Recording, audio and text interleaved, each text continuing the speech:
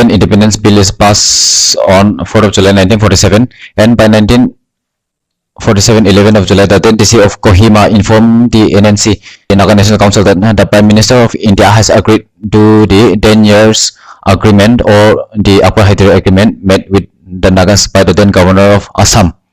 Now, the Governor General of Free India, C. Raja Gopalachari, also told the Naga delegations when he met them in Shillong that Nagas are at full liberty to become independent, and if they feel it would be their interest. Then by 1947, 19th of July, 11-member Naga delegation led by Azad Fizo met Gandhiji in New Delhi to discuss Naga's autonomy and inform him of the Naga's decision to declare independence. Now, this is what Gandhiji told the Nagas when he met them in Delhi. As a matter of fact, several other Indian leaders have also expressed their honest views and give out their opinions as such. And right from the very beginning, Indian leaders knew that Naga people's stand for independence is indisputable, and the only way to go against this fact was by acquiring power after the British departure. So by 1947, 14th of August, Nagas, having received positive note from several Indian leaders and also having submitted several memorandum on the consensus of the Naga people for independence to the departing British rulers, NNC unanimously declared Naga's independence, and British had no problem either on this declaration.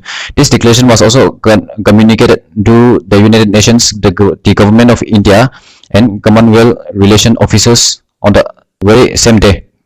Now, the problem only arose after the declaration of India's independence on that very next day, that is 15th of August 1947.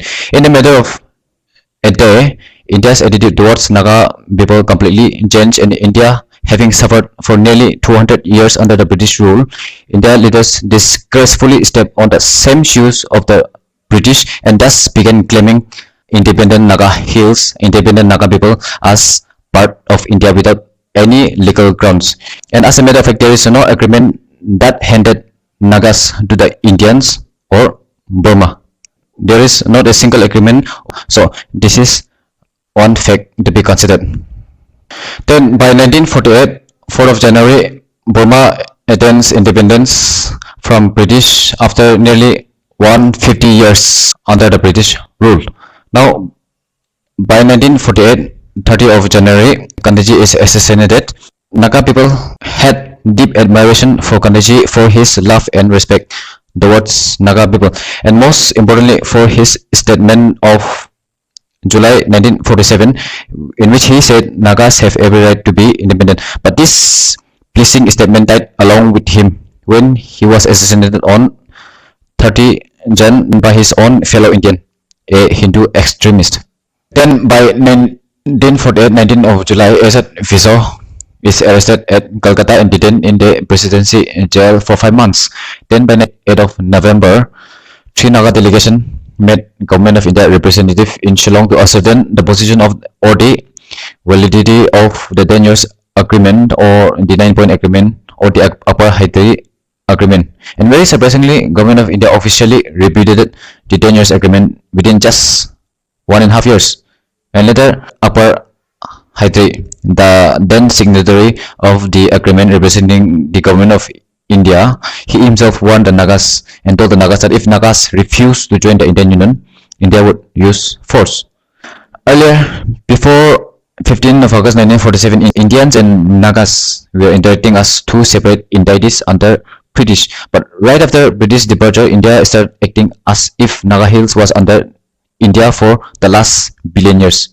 But the whole world knows the fact that Indians had been living in the British feudal matter for nearly 200 years. And so for Indians after independence, it was like coming out of latrine after 200 years and finally getting to breathe the fresh air, and thus feeling like a king planning to invade Naga Hills and then merging it with India by force. So by 1950, 24th of January, NNC informed the Government of India, the United Nations, and all the foreign ambassadors in Delhi that Nagas will not, or Nagas do not accept Indian Constitution. The problem is India falsely assumed that only few section of Nagas want to be independent. But to prove it wrong, Nagas decided to hold referendum a Naga plebiscite, and NNC declared it by 1950 Feb. And very obvious, India being so much obsessed with Naga Hills for no good reason, condemned this declaration by stating it as voice of the misguided. Then, by 1950, 8th of May, Government of India offered district autonomy to the Nagas, but NNC informed the Government of India on 25th of May that Nagas do not accept district autonomy. Then, by 1950, 30th of October, 12-man Naga delegation went to Shillong to meet Rajendra Prasad, the then president of India, but he refused to be interviewed.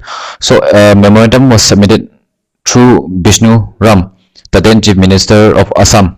Then by December of 1950, A.Z. Fiso is elected the fourth president of Naga National Council, and he is also one of the most influential leader of the Nagas in those days, and he had also contributed so much for the Naga cause.